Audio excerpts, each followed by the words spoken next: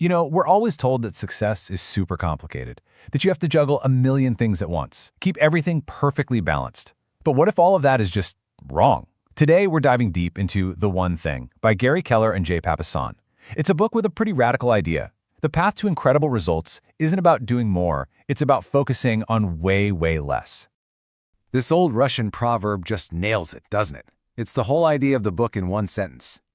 We live in a world that praises us for being busy, for chasing everything. But when you chase everything, you end up catching nothing. The real secret, the book argues, isn't about adding more to your plate. It's about subtraction. It's about finding the one rabbit that actually matters. So, why do so many of us feel totally overworked and overwhelmed all the time? Well, the book has a theory. It's because we've all bought into these common ideas about success that sound right, that feel right, but are actually leading us in the complete opposite direction. Let's pull back the curtain on what the authors call the 6 big lies of success. Okay, think of these as faulty software running in the background of your brain. We believe everything on our to-do list is equally important. We think multitasking is a superpower. It's not. We think we need this disciplined life, when really, you just need enough discipline to build a few powerful habits. We act like willpower is an infinite resource, but it's more like a phone battery that drains. We chase this idea of a balanced life, which usually just means we're mediocre at everything. And we think big is bad. We're actually afraid of the huge goals that would truly inspire us. Let's start with that first lie. Everything matters equally. Come on, we all live by our to-do lists, right? It feels so good to check things off. But here's the tough question the book asks. Is your to-do list a plan for success, or is it just a survival list?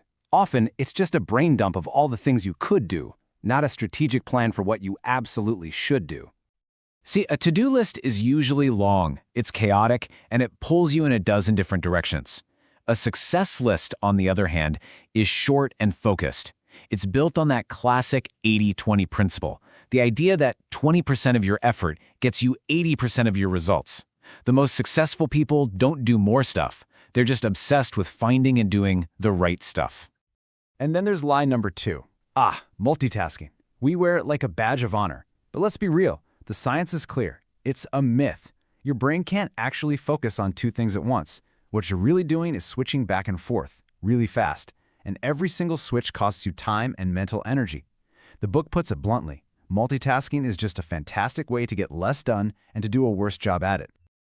Okay, so if those lies are the problem, what's the solution? This is where the book hits you with its big aha moment. It's this powerful metaphor that will completely change how you think about making progress. It's all about the domino effect. Check this out. Back in 1983, a physicist named Lorne Whitehead discovered something absolutely wild. He figured out that a domino can knock over another domino that's about 50% bigger. This means a domino fall doesn't have to be a simple linear thing. It can be a geometric progression. A tiny little push can start a chain reaction with massive results. Just how massive?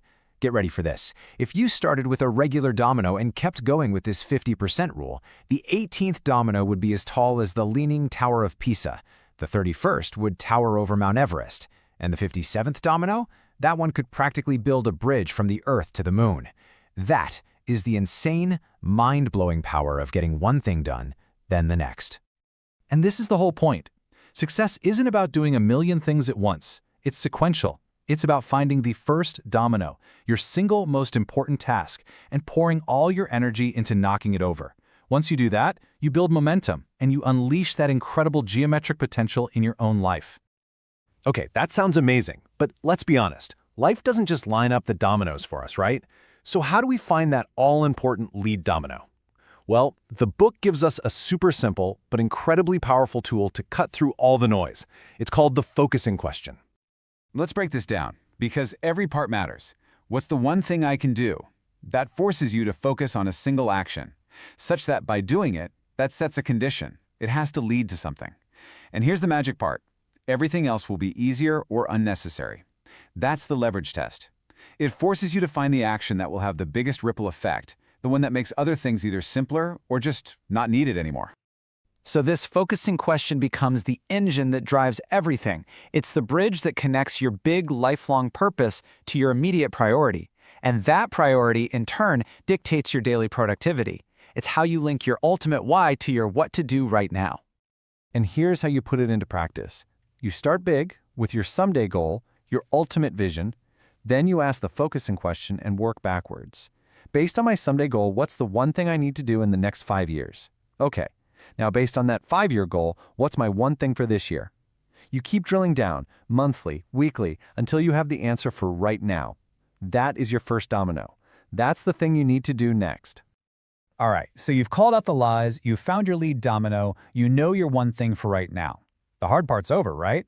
Yeah, not so fast. Now the real battle begins. Because once you know what to do, you have to fiercely protect the time to do it. And trust me, the world is full of things ready to steal your focus. The book identifies these as the 4 thieves of productivity. First, the inability to say no, which lets everyone else set your priorities. Second, the fear of chaos. You know, when you tidy your desk instead of doing the hard work. Then there are poor health habits, which just drain your energy. And finally, an environment that just doesn't support your goals. These are the bad guys trying to knock you off course. This idea is so huge. When you say a big, important yes to your one thing, you have to be prepared to say no to almost everything else. It's not about being selfish, it's about being effective. Protecting that yes requires the courage to turn down 1,000 other things that are good, but not the thing. So, all of this, the lies, the dominoes, the focusing question, it all builds to one final, powerful idea. After all the strategies and tools, the book brings the spotlight right back to where it all begins, with you. The book closes with this just perfect story. A dad wants some quiet time, so he finds a map of the world in a magazine, ribs it into a bunch of tiny pieces, and gives it to his little son as a puzzle. He figures it'll keep the kid busy for hours. But a few minutes later, the boy comes back and the puzzle is perfectly put together. The dad is just floored. He asks, "How did you do that so fast?" And the son explains that on the back of the map pieces, there was a picture of a person. He said, "I realized that when I put the man together, the world just fell into place." It's such a simple, profound idea. Success is an inside job. When you get yourself right, your world starts to get right. And that's the ultimate takeaway here. Your path to extraordinary results doesn't start out there with a million different tasks. It starts right here, with you. You are the first domino. When you get your purpose, your priority, and your productivity aligned, you are the one that sets everything else in motion. So the only question left is, what's your one thing?